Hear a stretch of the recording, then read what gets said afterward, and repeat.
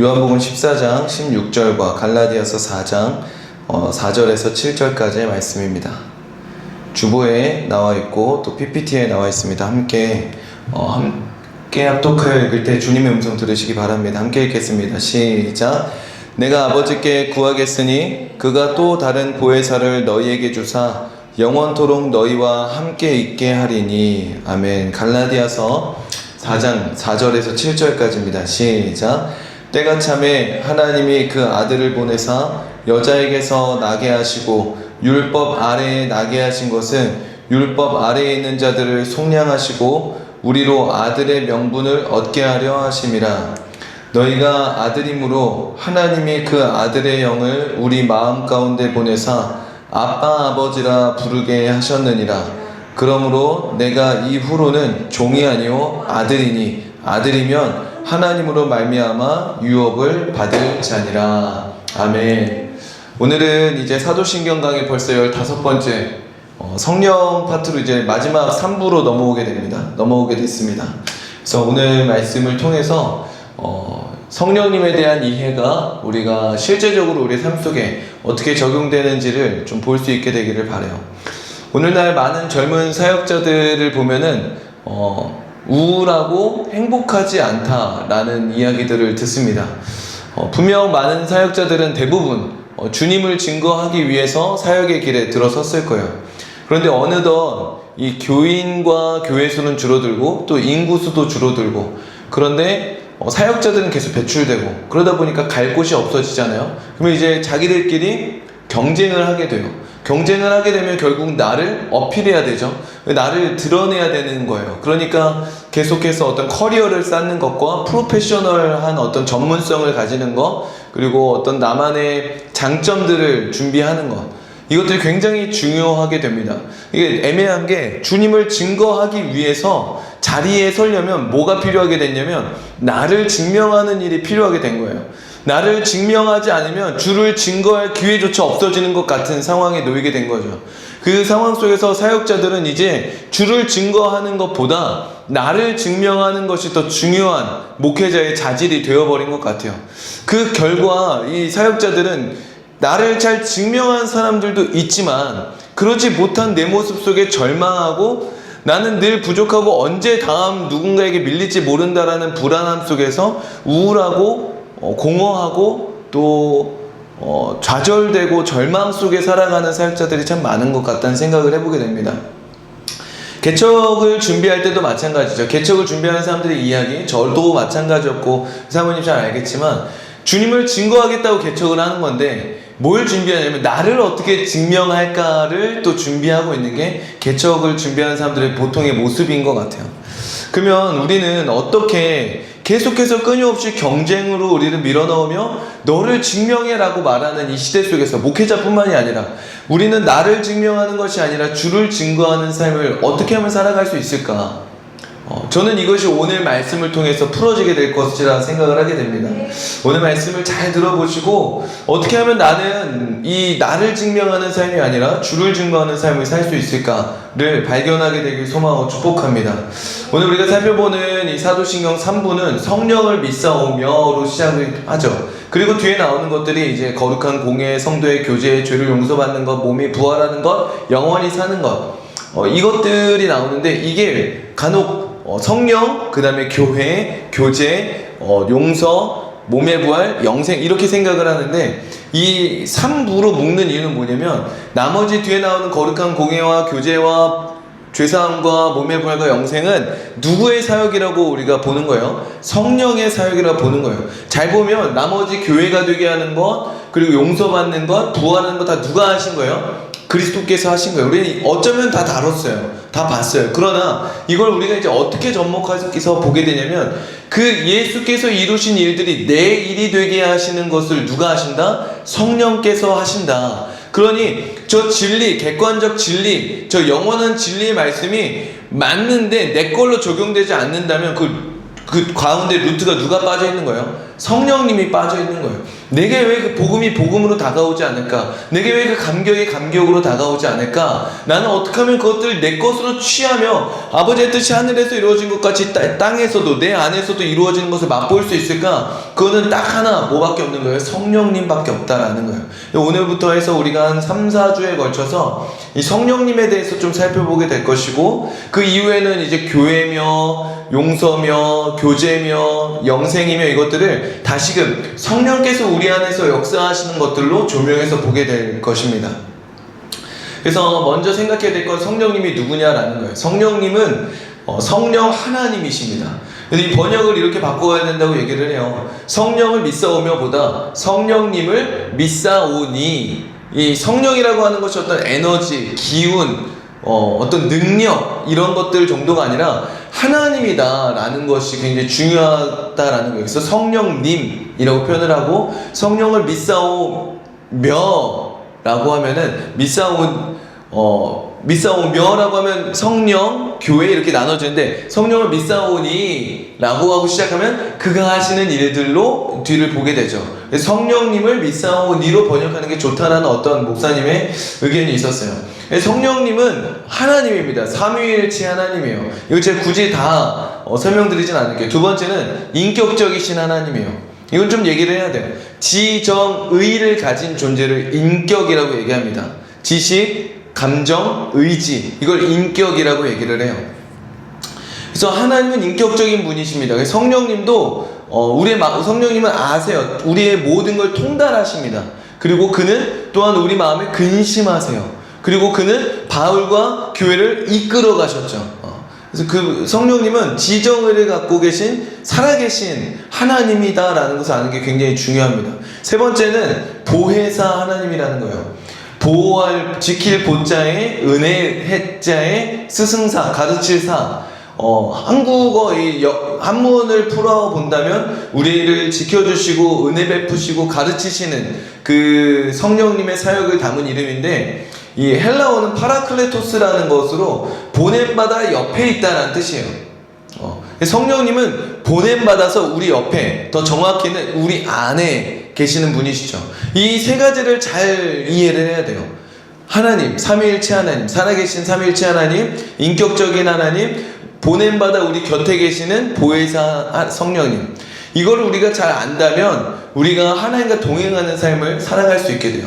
생각해보면 우리가 왜 하나님과 동행하는 삶이 끊어지냐, 제가 오늘 1부 때도 잠깐 나누기도 했지만, 그가 인격적인 살아계신 하나님이라는 것을 놓치기 때문에 그래요. 첫째는 내 안에 성령님이 계신다를 믿지 않거나 아니면 잊어버리거나, 또는 아는데 그가 인격적인 분이라는 생각을 잘 안 하기 때문인 것 같아요. 내가 이 말을 하면, 내가 이 행동을 하면, 내가 심지어 이 마음을 품으면, 이 생각을 품으면 그가 싫어하신다, 그가 근심하신다, 그가 애통해하신다, 또는 내가 어떤 걸 하면 그가 기뻐하신다. 그 인격적인 성령님을 인지하고 그 하나님과 교제할 때 우리는 우리의 삶을 하나님의 뜻대로 살아갈 수 있게 되는데, 그냥 어떤 성령님이 계셔, 성령님이 내 안에 있으신데 정도로만 안다면 우리는 그의 마음을 헤아리지 않고 그냥 내 마음대로 살아갈 때가 많은 것 같아요. 그가 보고 있든 그가 뭘 느끼든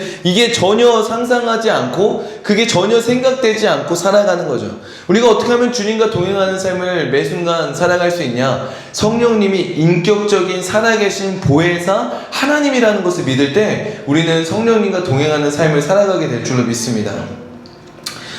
이제 성령님이 누구신지를 간단히 봤다면 성령님이 하시는 일이 무엇인가를 보게 될 건데, 오늘 하나만 볼 거예요. 하나 따라해볼게요. 창조하시다. 성령님은 창조하시는 하나님이십니다. 그래서 하나님의 영이 수면 위에 운행하셨다. 창세기 1장 2절에 나오죠. 창조의 역사에 성령님이 함께 하셨습니다. 또 욥기나 시편을 보면은 주의 영이 나를 창조했다라는 표현들이 나옵니다.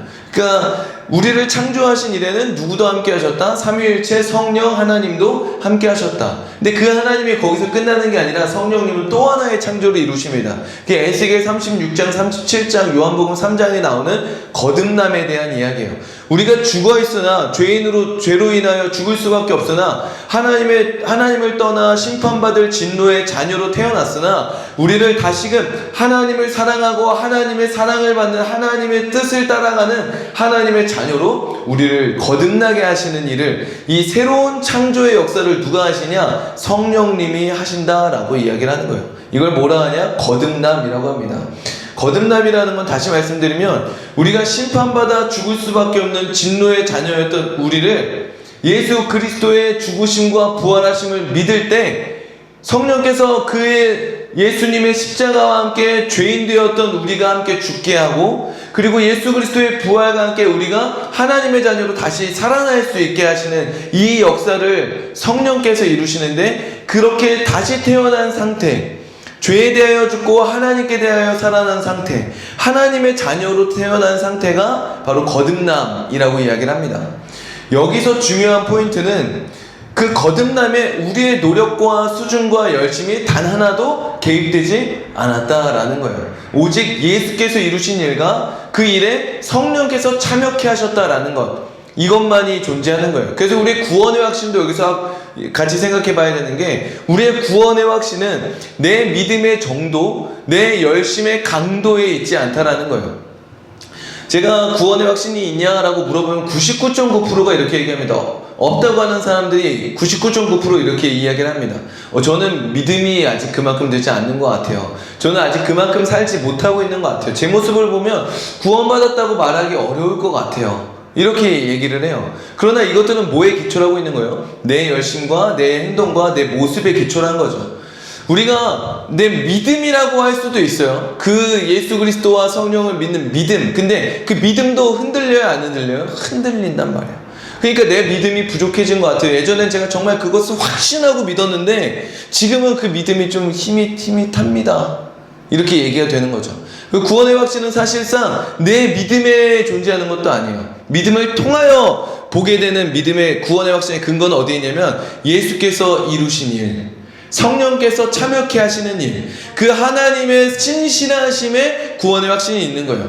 그렇기 때문에 우리는 그 하나님이 결코 실수가 없으시고 실패가 없으시고 신실하신 하나님이심을 믿는다면 그가 우리를 자녀 삼으셨고 끝날까지 우리와 함께 하신다는 것을 뭐 해야 되는 거예요? 믿어야 하는 거예요. 구원의 확신은 내 열심, 내 믿음의 정도, 내 순종의 강도에 있는 게 아니라 하나님의 신실하심에, 하나님의 하나님 되심에 있다라는 것을 우리는 볼 수 있죠. 이게 무엇과 연결되고 있는 거예요? 거듭남과 연결되고 있는 거예요.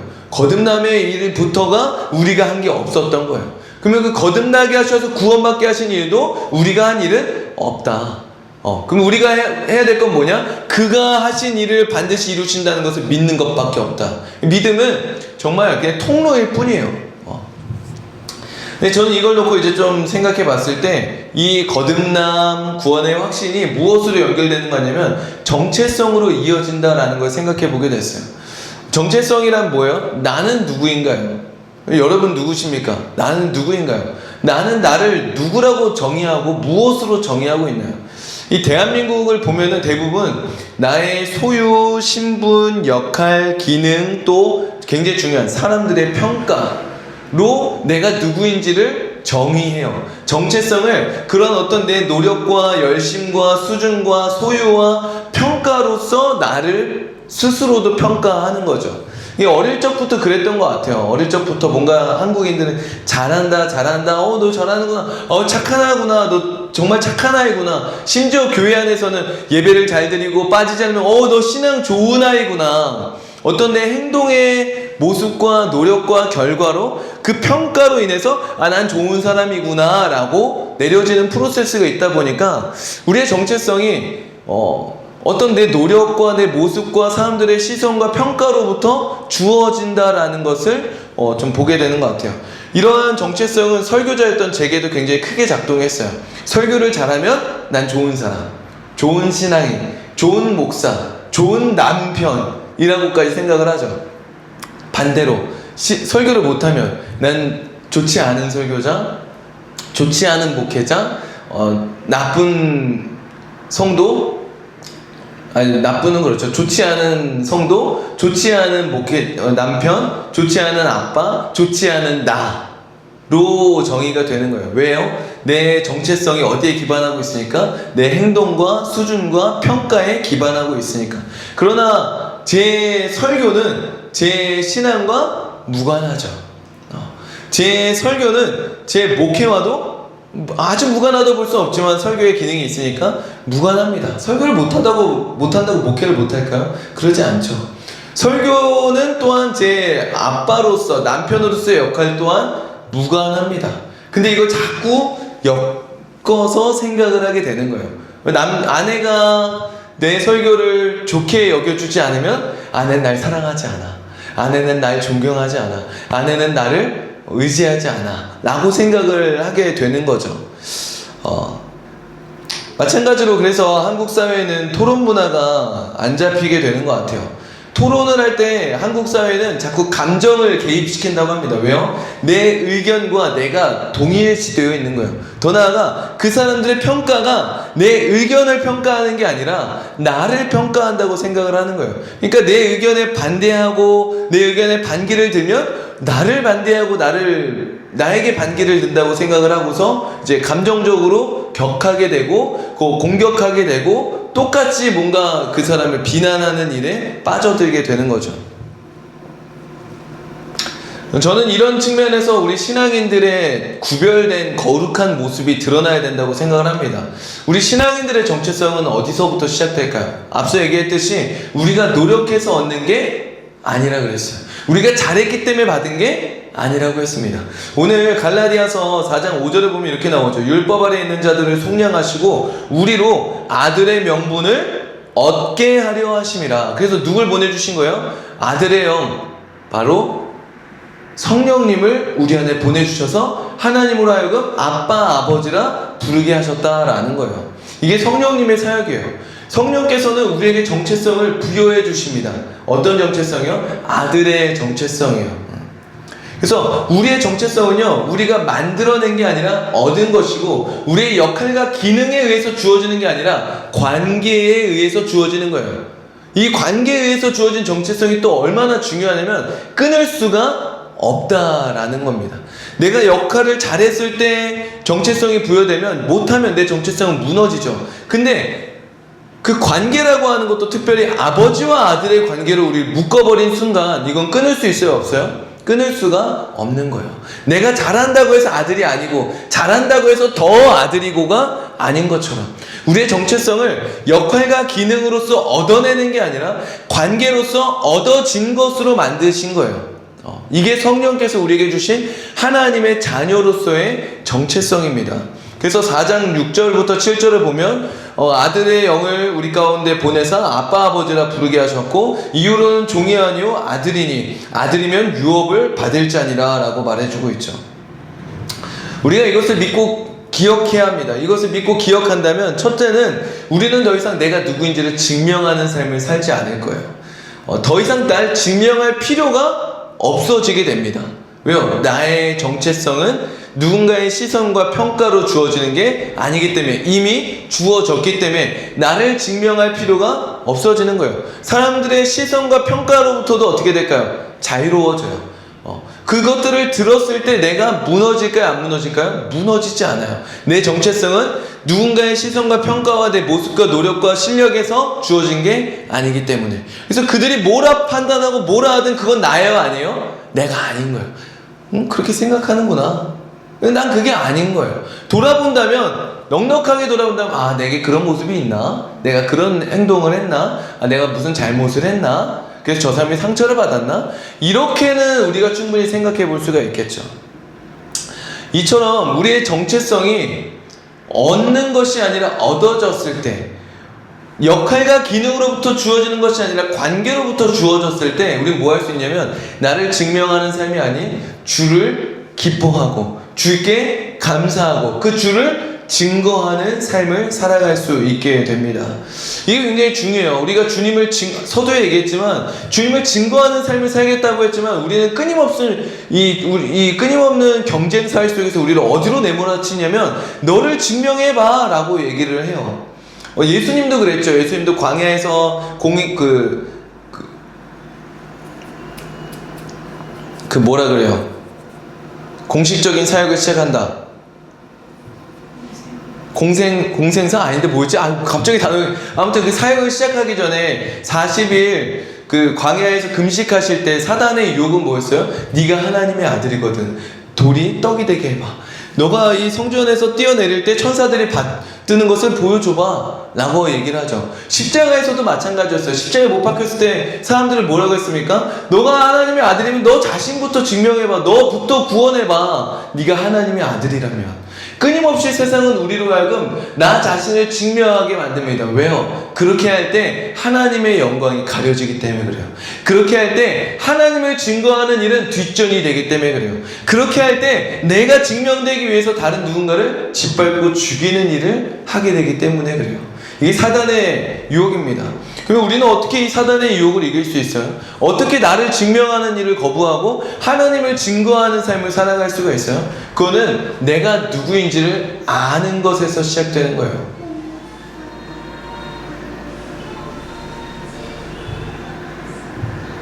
끝났어요? 기다려봐, 또 나올 거야. 내가 누구인지를 아는 사람, 성령께서 내게 주신 하나님의 자녀로서의 정체성을 가진 사람은 이 사단의 유혹 앞에서 괜찮아, 하나님이 아셔. 나는 하나님의 자녀야. 그건 변함이 없어. 내가 어떤 모습이든 누가 뭐라 하든 거기에 나는 변하지 않아. 끊어질 수 없어 라고 끊어낼 수 있게 되는 거예요. 그리고 계속해서 주님을 증거하는 삶을 살아갈 수 있게 되는 거죠. 이것이 무엇이냐? 자족하는 삶입니다. 자족하는 삶이란 내 소유나 환경이나 능력에 있는 게 아니에요. 내가 누구인지를 아는 정체성으로부터 주어지는 겁니다. 내가 누구인지, 나는 어떤 실력과 능력과 열심과 사람들의 평가로부터 주어지는 게 아니라 하나님이 부여해 주신, 하나님과의 관계 속에 우리에게 얻게 해주신 하나님의 자녀라는 정체성을 가질 때, 빌립보서 말씀을 가지고 얘기한다면 내게 능력 주신 자 안에 있을 때 내가 모든 것을 할 수 있다라고 자족의 고백을 할 수 있게 되는 거예요. 그들이, 그 자족하는 사람이 사단의 유혹을 끊어낼 수 있고 사람들의 평가와 시선을 끊어낼 수 있고 나를 증명하는 삶이 아닌 주를 증거하는 삶을 살아가게 할 것입니다. 이 일에 가장 중요한 게 뭐라고요? 내가 누구인지를 아는 정체성이다라는 거예요. 제가 이번에 태국에 가서 한국과 다른 태국의 문화를 마주하면서 역으로 한국의 문화를 또 생각해 보게 되고 이 둘을 막 비교하는 시간들을 갖게 됐어요. 첫 번째로 한국은 계속해서 성장과 성공을 추구하죠. 그래서 번영신앙과 번영신학, 어떤 성공주의 이런 것들의 문제들을 겪었어요. 그렇기 때문에 한국에서 목회를 하면서 사역을 하면서 끊임없이 외쳤던 메시지들은 성공이 중요한 게 아니야, 성장이 중요한 게 아니야, 하나님 안에서 하나님과의 관계가 중요한 거야. 오히려 감사할 줄 알아야 돼, 자족할 줄 알아야 돼, 만족할 줄 알아야 돼, 안식할 줄 알아야 돼를 말했어요. 근데 태국에 딱 갔더니 그들은 뭐하고 있어요? 자족하고 있어요. 만족하고 있어요. 성장, 성공, 오히려 그들의 문제는 뭔가 더 나아지기 위한 노력과 돌파를 하지 않고 안주해 있다라는 거예요. 그러니까 선교사님들은 뭘 하냐? 그들이 그걸 뚫고 나와 돌파하여 하나님이 계획하신, 하나님이 주신 꿈과 비전들을 이루어가는 일들에 그들을 던지는 일들을 많이 합니다. 근데 한번 생각해 보시길 바래요. 그 아이들이 꿈꾸길 원하잖아요. 그 아이들이 꿈꾸며 나아가길 원하잖아요. 어떻게 하면 꿈꿀 수 있을까요? 어떻게 해야 그들이 꿈꾸게 될까요? 만약에 경쟁 속에 집어넣어버리고 평가를 내리면서 그들을 판단하면서 그들을 계속 성장으로 밀어넣는다면 그 끝은 뭘까요? 대한민국과 다르지 않을 거예요. 결국 대한민국은 어때요? 대한민국은 성공과 성장을 추구합니다. 근데 이미 포화 상태죠. 더 이상 개천에서 용난다가 말이 안 된다라고 할 만큼 성공이라는 것은 어떤 돌파라고 하는 것은 이루어지기 어려운 현실이 돼버렸어요. 그래서 오늘날 시대에 이젠 좀 말이 없어지긴 했지만 헬조선, N포세대 이런 것들 나오잖아요. 왜 그래요? 꿈꿀 수는 있어요. 근데 꿈이 이루어질 가능성은 제로에 가깝다는 거예요. 이게 상대적 박탈감인 거예요.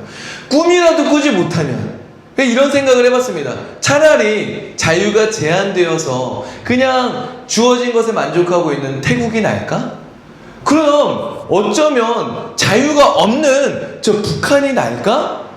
이런 사고가 흘러가는 거예요. 맞아요, 틀려요? 절대 맞지 않죠. 어디가 틀린 지점이 있는 거냐면, 여기에 오류가 있는 거예요. 태국은 자유가 재현되어서 정말 안식하고 있을까요? 정말 만족하고 있을까요? 북한은 자유가 없기 때문에 그들은 주어진 것에서 정말 수령을 바라보고 기뻐하고 자족하고 만족하며 살고 있을까요? 탈북자가 없었겠죠. 제가 한번 물어봤어요. 선교사님 자녀에게. 먼저 이거부터 얘기해 볼게요. 가난한 그 서민 계층의, 빈민 계층의 태국인들을 보면은 그들은 가정에서 가족의 한 기능적 도구로서 여겨집니다. 너무 마음이 아프지만 한 학생이 그런 얘기 했다고 했죠. 오빠가 여자친구와 헤어져서 자살을 했는데 엄마가 그랬다고 했습니다. 왜 네 오빠가 죽어? 일 못한 너가 죽어야지.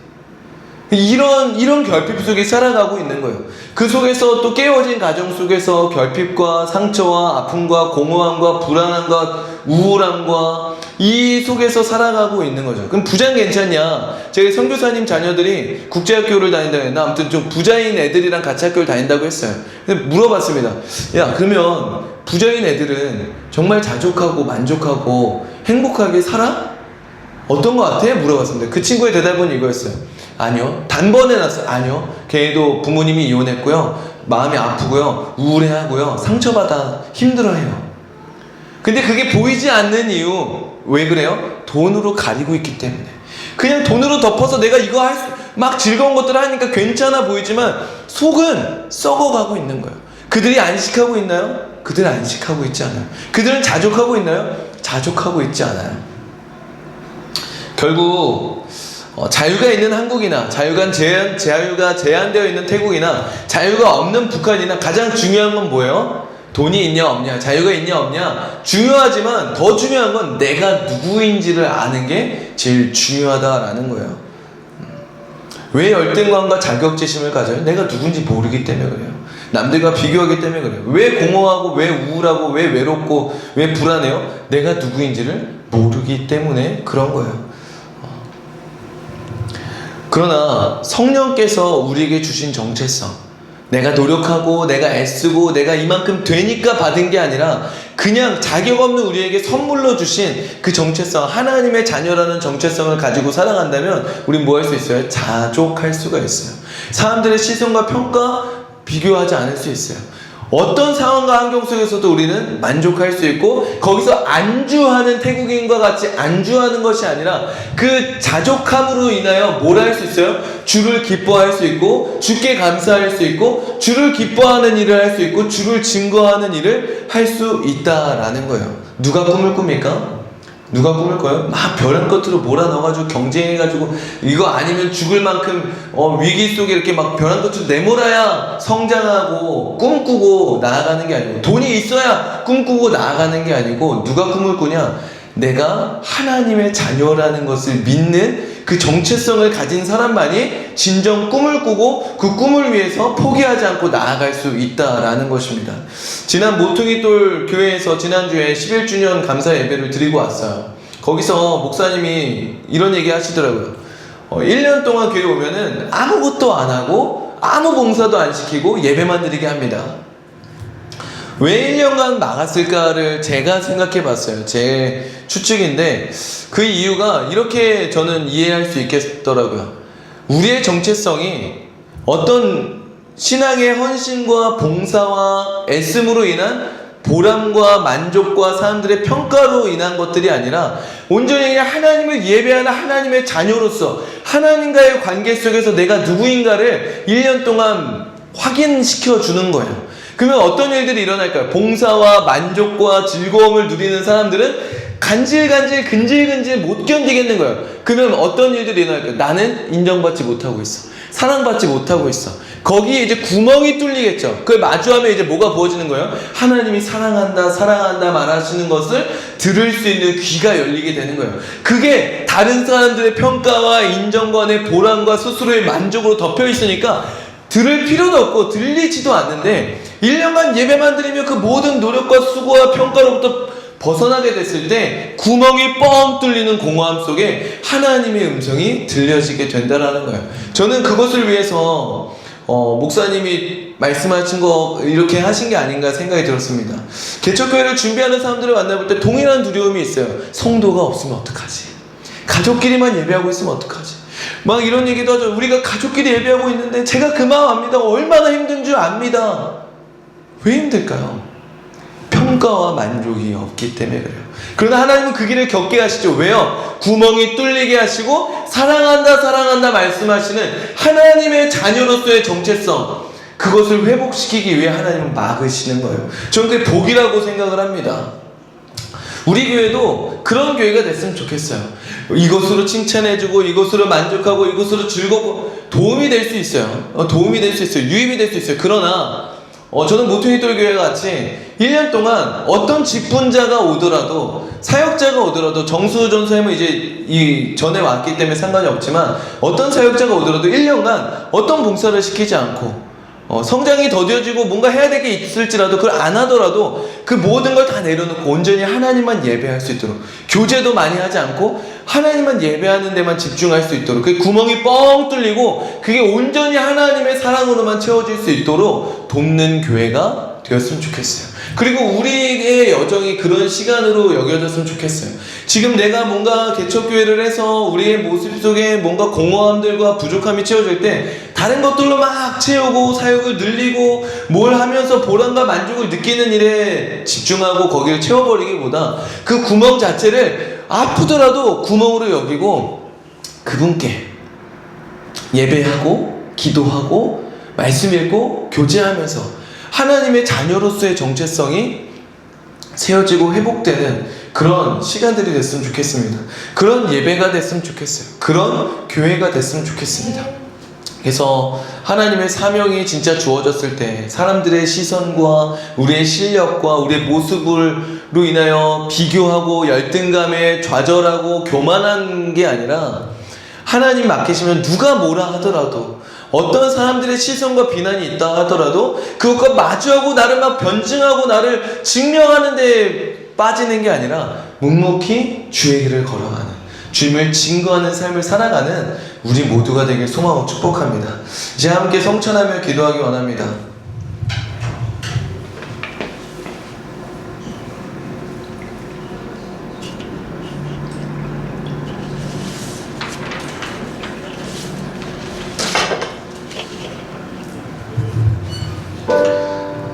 이제 성찬하실 때 내가 누구인지를 다시금 고백합시다. 나는 내가 노력하고 내가 수고하고 그래서 인정받고 평가받은 것으로 정의되지 않습니다. 나는 하나님이 그 핏값으로 사신 하나님의 자녀입니다.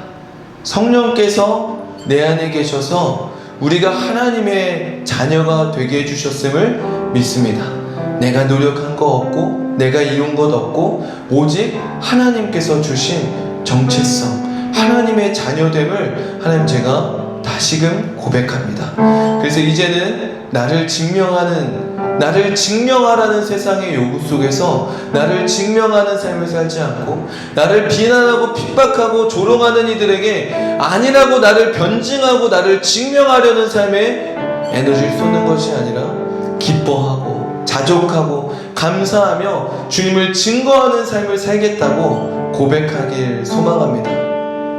그런 마음으로 이 시간 함께 성찬하며 하나님 앞에 나아가도록 하겠습니다.